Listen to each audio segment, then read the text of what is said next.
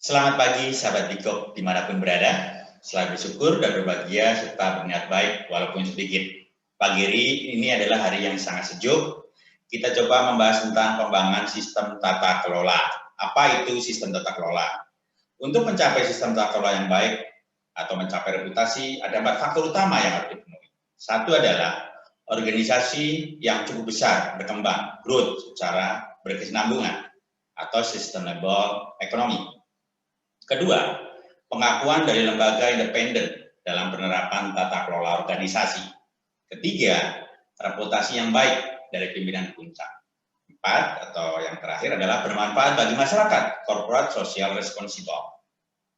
Menilik dari hal tersebut, ada namanya GCG atau Good Corporate Governance, ya, berdasarkan Forum for Corporate Governance in Indonesia.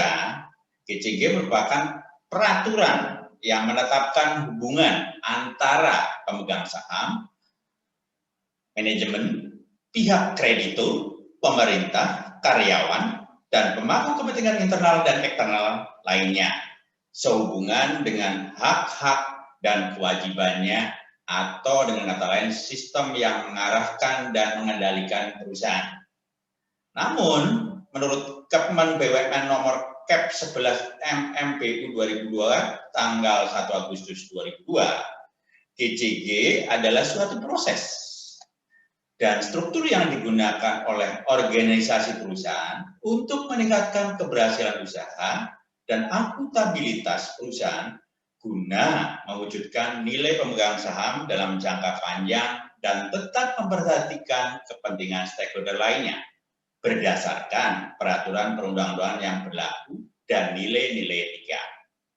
Jadi, dengan menilik itu semua, tujuan dari tata kelola adalah memberikan panduan bagi organisasi atau perusahaan dan jajaran manajemen mengenai peran, fungsi, dan tanggung jawab masing-masing, serta sebagai panduan mengenai apa saja yang boleh dan apa yang tidak boleh dilakukan sehingga organisasi mampu meningkatkan stakeholder value dalam jangka panjang. Karena itu, kerangka berpikirnya pun harus menjadi rujukan. Kerangka berpikirnya adalah seperti ini. Dari level horizontal dibagi menjadi 5. Satu adalah corporate level, business level, operation level, process level, dan sub-process level. Dari sisi vertikal dibagi menjadi 4, yaitu P, plans, D, do, C, check, dan A, action, X. Ya, oke ya. Dari sisi P, plan, dibagi menjadi 2, perumusan dan pengembangan. Dari perumusan dibagi perumusan jangka pendek dan perumusan jangka panjang. Sehingga nanti goal and strategiknya bisa dibangun. Oke. Misalkan dari corporate level membangun visi misi atau portfolio bisnis, maka dia harus turunkan visi misi itu di level bisnis level.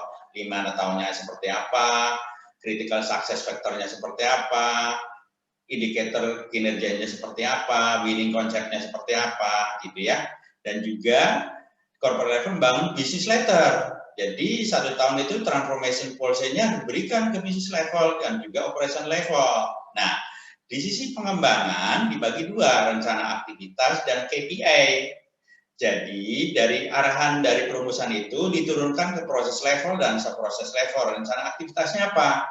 Harus dibuatkan activities plan. Dari activities plan itu akan diturunkan diukur dari business level sampai sub-proses level menggunakan KPI perspektif. Satu adalah tentang customer, kedua tentang financial, internal, dan learning and growth. Oke ya, itu dari sisi plan. Dari sisi pelaksanaan, do. Jadi, business level dan operation level harus membuat pelaksanaan rencana strategik. Dan juga di level proses level dan proses level harus melaksanakan rencana taktis dan pemeriksaan rutin. Oke. Dari sisi cek, pemeriksaan atau review perbaikan. Dari sisi business level sampai sub-process level membandingkan sasaran dengan hasil dan melakukan perbaikan, ya. Tetapi corporate level juga harus mereview secara periodik, baik business level maupun dari operation dan proses level, sehingga semuanya nanti di sisi tindakan dan integrasi standar bisa dilakukan. Dari sisi corporate level, membangun sebuah strategic direction, rencana berikutnya. Dari sisi business level, membangun strategic formulation, rencana berikutnya. Dari sisi operation juga membangun operation formulation, rencana berikutnya, termasuk dari sisi proses level dan dari sisi sub proses level juga membangun proses formulation-nya. Oke, apakah itu sudah cukup? Perlu namanya komitmen. Semua pihak mutlak diperlukan untuk terlaksananya tata kelola, tidak cukup hanya berkomitmen dari organisasinya saja. Oke, ya. Satu, apakah perlu komitmen saja? Tidak, perlu mental dasarnya juga. Oke, sebuah sikap mental yang mendasari seseorang untuk berpikir, belajar, berperilaku, dan bekerja. Setiap individu atau karyawan akan menjalankan pekerjaannya berdasarkan sikap mental yang dimilikinya, sehingga hal tersebut akan berpengaruh terhadap produktivitas seseorang.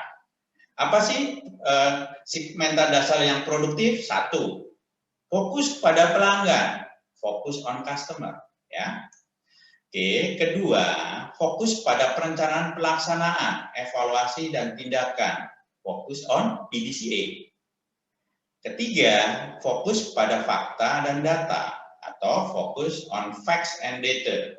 Oke, fokus pada kerja tim, fokus on teamwork.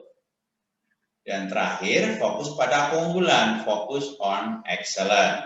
Oke, kita detailkan ya, apa itu fokus on customer. Ya, kriterianya adalah satu, utamakan pelanggan. Kedua, kualitas adalah nilai pelanggan. Menjaga hubungan dengan pelanggan. Kualitas adalah QCDCM. Apa itu?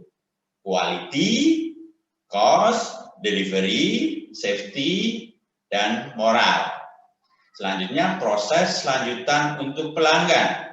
Peduli pada suara pelanggan. Oke, itu yang dilakukan. Tapi di level fokus pada perencanaan, pelaksanaan, evaluasi, dan tindakan, fokus on PDCA, kriterianya adalah pencegahan membuat kesalahan dari level plan. Oke. Proses penerapan dari level do,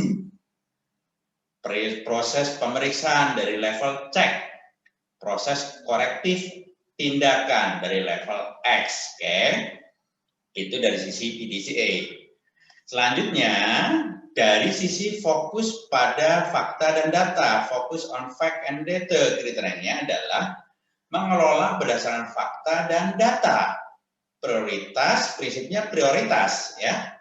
Target menganut pendekatan SMART, specific, measurable, achievement, realistic, times, ya.